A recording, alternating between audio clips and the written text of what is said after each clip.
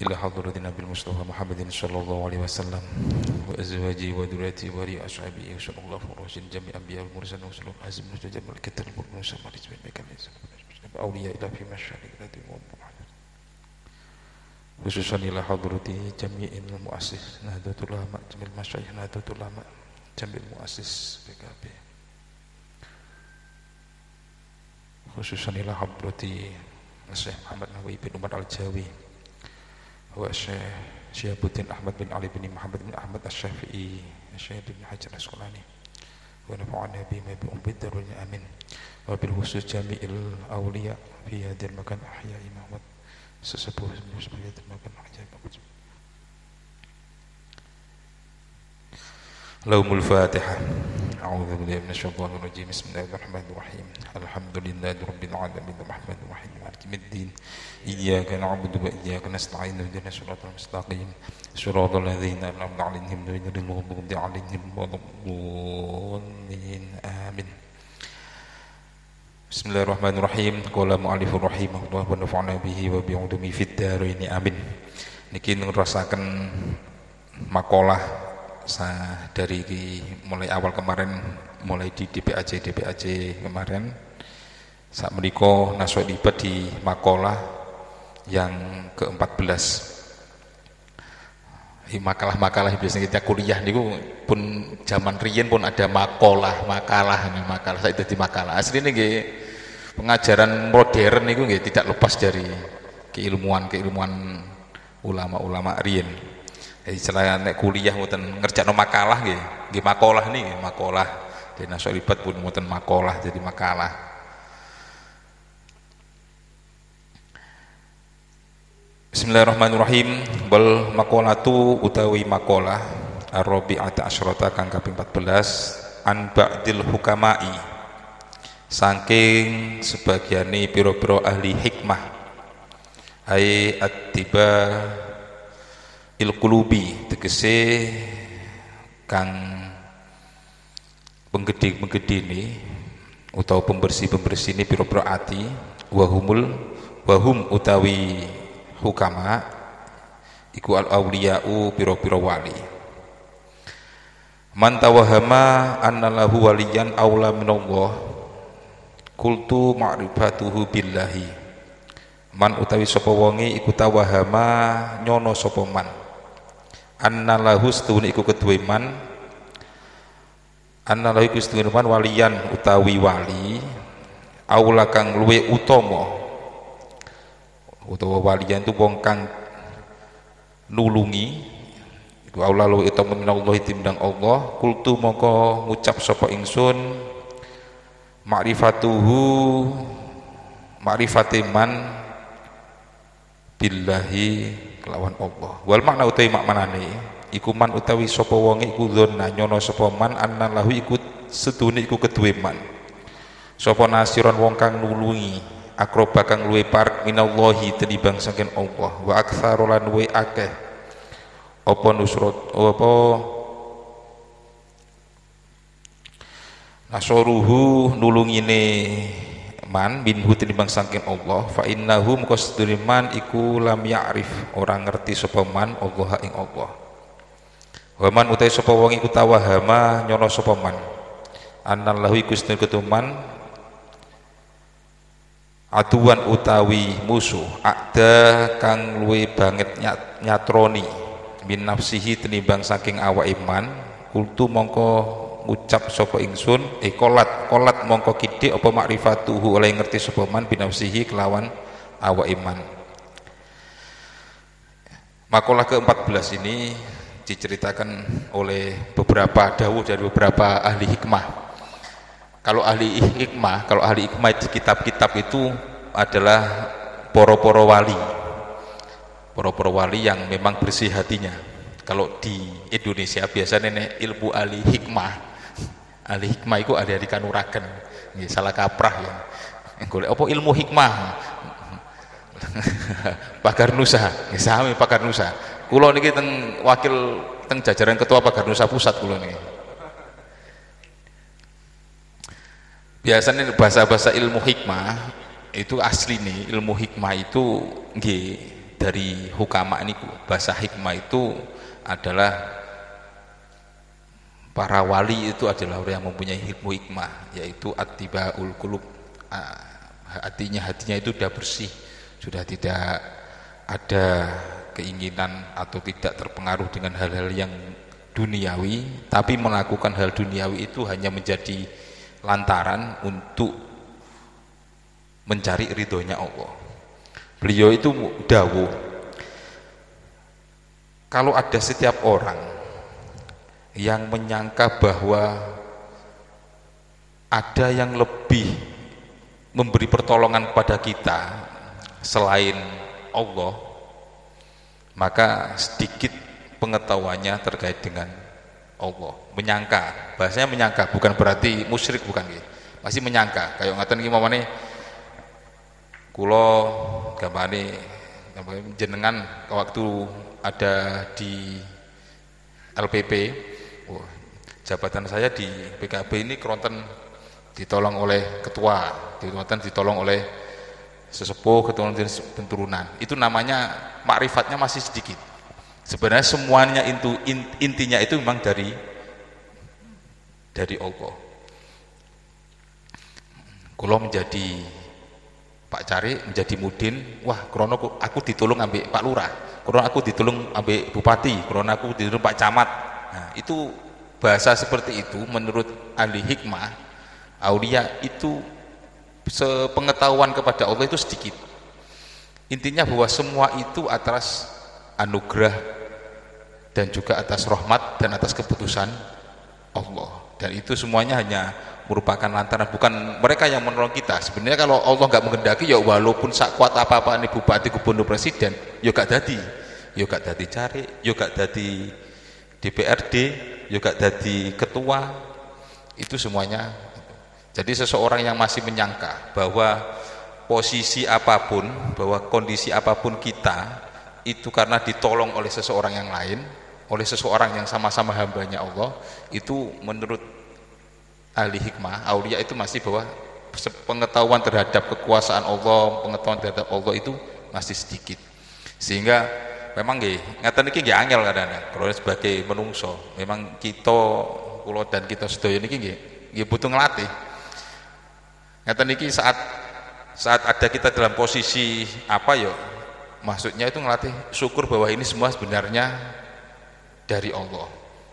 Nggih, lantaran itu kok menungso ngoten nggih, kita menghormati sebagai sesama makhluk, menghormati. Makanya saling menghormati itu. Baik itu yang sepuh, yang muda nggih saling menghormati. Terutama saat kalau kita merasa pada sesuatu posisi, itu kan umpamanya adil gak adil nggih. Umpamanya adil gak adil itu saat kita mendapatkan kebaikan, mendapatkan rezeki, itu kita itu bersyukur bahwa itu terkadang itu dari Allah. Tapi saat kita mendapatkan musibah, itu kita merasa bahwa itu semuanya juga hal yang membuat kita itu tidak berkenan. Sebenarnya musibah atau tidak, kalau kita menyadari, melatih bahwa itu semua ada husnudonnya. Setiap apa yang terjadi pada kita itu ada husnudonnya, kita bisa mengambilnya sebagai positif. Saat kita umpamanya jatuh sakit, yuk kita nganggap, wah alhamdulillah aku sakit seperti ini, akhirnya aku luwih iso ibadah. Paling gampang turu, kita tidur aja, bangun wong kok turu ae, mau turu apa kok turu ae, gak ono manfaate. Kalau kita kadang kalau suudzon pada soal seperti itu, kalau dirubah, yo alhamdulillah hakmu turu, akhirnya hakmu turu gak maksiat. Kalau pikiran kita, yo wis, yo api hakmu turu, akhirnya hakmu gak maksiat, daripada melek tapi maksiat. Bahasa untuk melatih berpositif itu nggih seperti itu, terutama terkait apapun yang ada berkenaan dengan kita. Nggih ngoten niku memang perlu dilatih.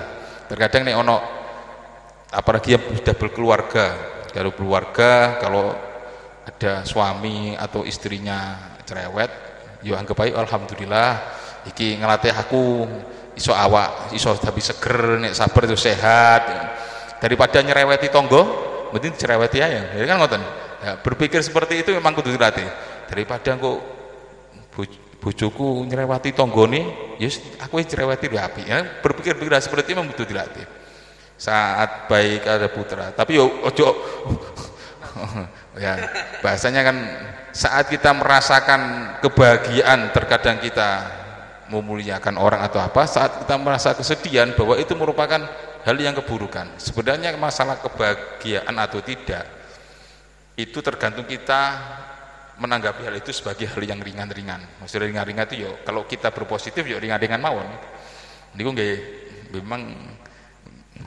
kedah dilatih.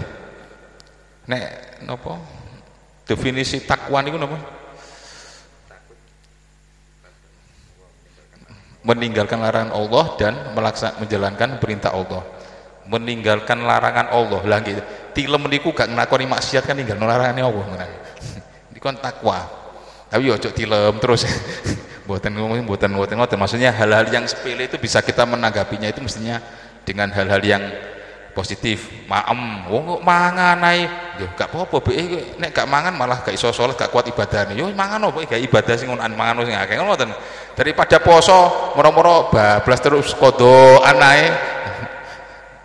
Mangan wae apik mangan ngono. Ya hal seperti kadang-kadang di setiap apa hal yang kecil-kecil itu kalau kita berusaha menikmati itu menjadi hal yang positif nggih ngoten niku nggih anteng mawon. Jadi ana wong sing ngrasani kok naik dhewe yo alhamdulillah krana aku akeh dosane yo karo dirasani wong cek dosaku diluntur kan ngoten. Gak usah bales, maksudnya gak usah bales ganti bales ngrasani. Berarti luntur-lunturan dosa. Aku pengin tak luntur dosa tak rasani. Dosane luntur kene dosa nggih mboten ngoten. Maksudnya itu kalau ono sing ngrasani aku dirasani wong, dilokno wong ya alhamdulillah berarti dosa-dosaku yang sing ngurangi. Nggih melatih untuk berpikir positif. Makanya itu menurut para wali itu tidak merasa bahwa semua yang beliau peroleh itu karena faktor dari ciptaan Allah yang lain. Sedanten nopo kita ada di alam dunia ini kan nggih ciptaane pangeran. Jadi boten merasa bahwa hal-hal seperti ini yang membuat kita itu bisa menjadi posisi jabatan, boten. Tapi semua ini dengan ikhtiar kita sebenarnya atas izin dan juga ridho dan juga memang keputusan dari Allah, bukan karena si A, si B, bukan karena apa. Dan itu menurut yang didahulukan aulia. Dan juga apabila wa man tawahama anallahu adwan adamin nafsihi qolat ma'rifatu binafsi. Kalau kita ada seseorang yang menyangka bahwa kita mempunyai musuh yang berat melebihi musuh diri kita sendiri, itu termasuk sangat sedikit pengetahuan kita terhadap diri kita. Seseorang yang mengenal dirinya akan mengenal Tuhannya. Digambarkan oleh ahli hikmah tembriki, yaitu maksudnya aulia, bukan ahli kejadukan, tapi aulia, bahwa seseorang kayak merasa, wah aku duwe musuh, kayak main calak-calakan bawingi, wah musuhku iko titik, menurut ahli hikmah sedikit sekali. Kamu duwe musuh, iki musuhmu. Dalam satu dapil ada beberapa calon dari semua partai, iki musuhmu. Nah, itu ngerasa semua iki musuhmu sing abot iki kudu mau lawan. Nah ini menurut ahli hikmah itu sangat sedikit sekali pengetahuan terhadap dirinya. Padahal musuh terbesar itu adalah dirinya sendiri. Begitu. Terkadang kita merasa bahwa abot rek lawan wah itu musuhku. Itu musuhnya ya pengendalian terhadap musuh kita sendiri itu ya di diri kita. Paling musuh terberat adalah diri kita sendiri. Yang bisa mengetahui diri kita dengan ya ngeten iki dilatih, harus betul latihan dengan cara kita mendekatkan dengan seperti salah satunya sholawat, kumpul-kumpul, melatih untuk hal-hal yang remeh itu menjadi hal yang positif, tidak negatif. Karena kan apa, bahwa kan Allah juga dawuh, saya sebagaimana dzonnya atau penyangkaan hamba saya. Kalau apa yang ada di kita dilatih dengan hal yang remeh, maksudnya hal yang remeh menurut kita itu tidak penting, seperti melihat ada anak kita yang tidur, ada anak kita apa, kalau kita marah-marah terus kita berpikir hal-hal yang positif kan juga nggak baik untuk putra kita. Kalau kita berpikir yang yo nek turu yo ojo suwi-suwi, turumu iku apik, awakmu akhire gak nglakoni dosa. Tapi ojo suwi-suwi, mending gawe ibadah tak ketambahan kan ngoten. Jadi hal bukan turu tok disene turu ae. Oh man online ngene iki turu nang omah gak apa-apa, turu ngopi. Diambil hanya kalau kita ada aura negatif, itu akan terbawa negatif. Kalau positif itu seperti kita juga mendorong untuk positif, sehingga di keluarga, di putra putri itu ya itu. Ini mengingatkan kita semuanya bahwa apa yang ada sebenarnya itu bisa kita lakukan dengan melatih. Kalau dijabarkan kali ahli hikmah dan beriki, maksudnya itu seseorang yang menyangka bahwa dia mempunyai musuh yang lebih berat, yang lebih kuat dibandingkan dirinya sendiri. Padahal di diri kita sendiri itu ada nafsu ammarah dan lawamah. Nafsu ammarah itu nafsu yang mengajak pada kejelekan, keinginan kuat mengajak kita pada kejelekan. Kalau lawamah, keinginan kita untuk ngengkel, ngerosok. Biasanya ngengkel itu muncul karena ngerosok paling bener. Jadi diomongi wong sing bener, sebenarnya luwih bener aku dan luwih ero aku, sehingga itu musuh yang terberat, dan itu namanya lawama. Oleh karena itu nggih, mugi-mugi kita saged ngelatih, terutama dalam hal apa yang menjadi termasuk di dalam diri kita, bahwa sesungguhnya kalau kita menganggap bahwa yang ada di luar itu sebenarnya bukan musuh yang berat, musuh yang terberat adalah diri kita, itu kita insya Allah dalam hal menghormati, dalam hal berkhidmah itu akan terasa ringan, dan tidak ada golek musuh atau tidak ada yang merasa kita musuhi. Karena sebenarnya ya lapo musuhi wong liya, padahal musuhku dhewe, awakku dhewe gurung iso. Makanya kok musuhi wong liya, dan gak abot. Nek wong liya-liya iki padha menungso padha diciptakne gak abot. Di dalam diri kita itu yang sendiri yang sangat berat terkadang, termasuk dengan bagaimana melatih diri untuk supaya kita itu bisa berhusnudon, berlangkah untuk positif, terus untuk berikhtiar kita dalam bekerja, kita bekerja juga itu ya diniati untuk ngelatih untuk ibadah. Jadi kalau kepala rumah tangga bekerja untuk istri keluarganya, itu masuk ibadah yang jihad, yang termasuk jihad yang terbesar. Gak usah angel-angel jihad perang, di keluarga itu penuh sangat jihad. Kalau ada yang kalau di keluarga masih punya adik-adik yang kita semua, atau kita semuanya masih punya ibu, sebenarnya wali atau aulia kekasih Allah yang paling sangat dikabulkan doanya nggih orang tua kita. Bukan berarti kita terus mari ngono nek duwe wong tua cukup nang wong tuae gak nang sarean, gak ngono, enggak. Itu sebenarnya ada hal yang terkadang itu remeh di kita, itu enggak kita lakukan, lebih banyak melakukan hal yang di luar. Kalau kita masih punya orang tua, sebenarnya walil kita juga ada di luar, tapi kebanyakan kadang kita juga lebih banyak fokus untuk kesarian-sarian jobo-jobo, padahal nyambangi mendoakan wong tua lewat. Nah, itu yang maksudnya di sini itu sebenarnya ada di sekitar kita itu yang lebih dulu diperhatikan, setelah itu kita mengembang di hal yang lain. Nggih niku muga-muga saged bermanfaat. Dan terakhir niki yang memang kalau sampaikan kemarin juga di ngaji di DPAC terkait ijazah dari Mbah Bisri Samsuri. Mbah Bisri Samsuri niki kula ijazahkan datang yang hadir sedaya. Mbah Bisri Samsuri itu mengijazahkan membaca Laqad ja'akum rasulun min anfusikum azizun 'alaihi ma 'anittum harisun 'alaikum bil mu'minina raufur rahim fa in tawallau faqul hasbiyallahu la ilaha illahu 'alaihi tawakkaltu wa huwa rabbul arsyil azim. Itu dibaca 7 kali setiap selesai sholat 5 waktu. Kalau ijazahaken datang sedanten yang hadir, muga-muga saged to bermanfaat istiqomah. Kronten hikmah kathah. Nggih. Hikmahanipun kathah. Saya sebelum waktu itu yang diijazah saya nggak pernah tahu terkait dengan apa. Biasanya kan ono ijazah ngoten. Ini bukan ilmu hikmah, bukan ilmu hikmah.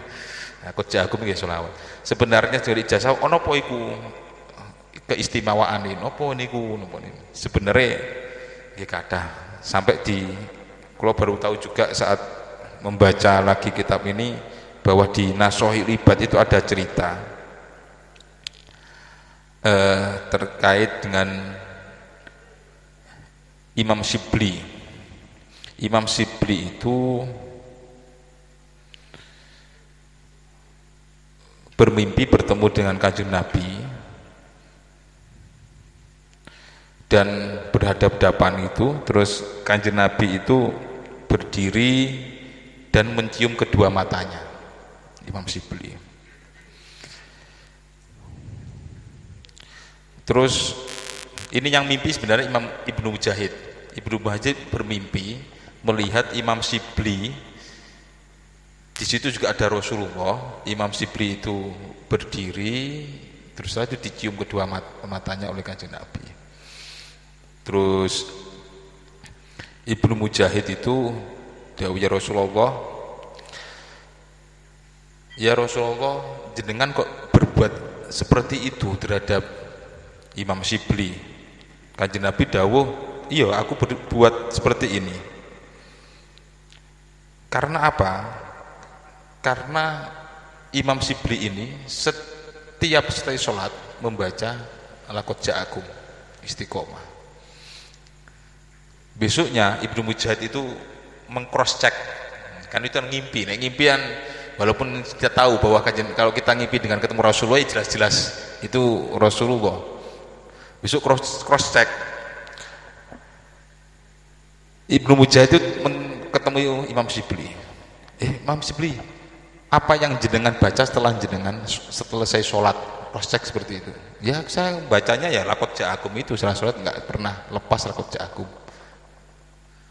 Lho kenapa takok ngono wae, mungkin padha gamane kanca sepuh gitu ya. Ya kan kenapa kok tanya seperti itu?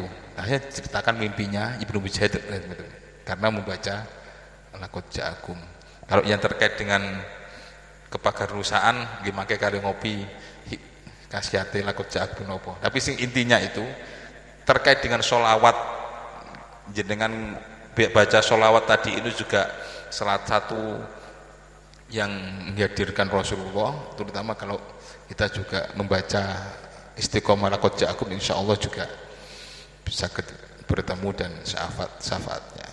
Kan hikmah-hikmah ini terkait dengan itu kathah, terutama ada satu lagi waktu kula teng Magelang lagi takziah ke orang tuanya teman saya di Ploso yang tunggal liting itu satu kelas. Takziah ke sana, setelah takziah kula ngobrol kali Gusnya niku, Gus Maimun niku cerita abahnya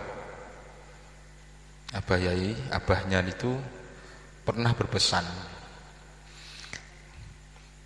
kalau saya sudah nggak bisa membaca Laqad ja'akum berarti wis arepe sedo. Maksudnya gitu, yang tahu cuma di sini putra pertamanya itu. Nah waktu itu memang gerah, beliau itu gerah lama di rumah sakit, kadang-kadang dijagakan di ruang ICU, kan harus gantian itu, kadang di putra putrinya, terus ada santri sepuhnya. Nah waktu itu, waktu setiap Gus Maimun di rumah itu mesti yang jaga di sana dipeseni, Abah masih baca lakot ja'akum atau sudah tidak? Selama masih nggih, pas terakhir itu di Gus Maimun ditelepon, Abah sampun hanya zikirnya Allah Allah Allah aja. Dia pun sedih siapnya itu sudah ada. Lakot ja'akum itu di tasnya juga di Mojokerto, ketemu sama seseorang itu di tasnya terkait lakot ja'akum, bahwa memang dalam satu hari kalau kita membaca lakot ja'akum insya Allah AIDW gak mati pada hari itu. Maksudnya matinya itu bukan terkait mati secara jasad dan ruh, juga tidak mati rezeki ini, tidak mati umum mutasane. Dan kalau tahu-taunya itu bukan karena saya tanya waktu ijazah itu apa, dia tahunya pas silaturahim ada cerita menceritakan terkait itu, menceritakan terkait lakot ja'akum. Nek sing Pagar Nusa mangke kali ngopi. Yang lakot ja'akum wonten nggih niku. Nggih saking ketemu niku ketemu kali sing sesepune Pagar Nusa, iya ada cerita terkait hikmahnya di balik lagu. Tapi sebenarnya umumnya itu kathah lah, kathah. Sing penting muga-muga kita saged istiqomah lampahi niku, terutama juga kita juga saged untuk ngelatih bareng untuk tidak merasa bahwa musuh terkuat kita adalah orang lain, makhluk lain, hal-hal lain, tapi sebenarnya musuh kita itu adalah kita musuh yang terbesar, yang terkuat itu adalah diri kita sendiri.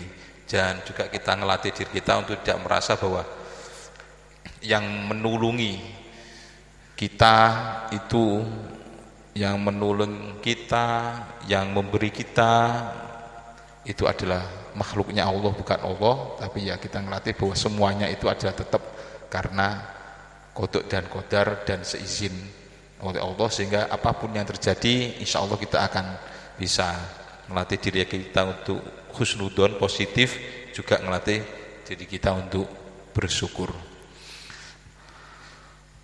Wallahu a'lam bishawab. Lahumul Fatihah.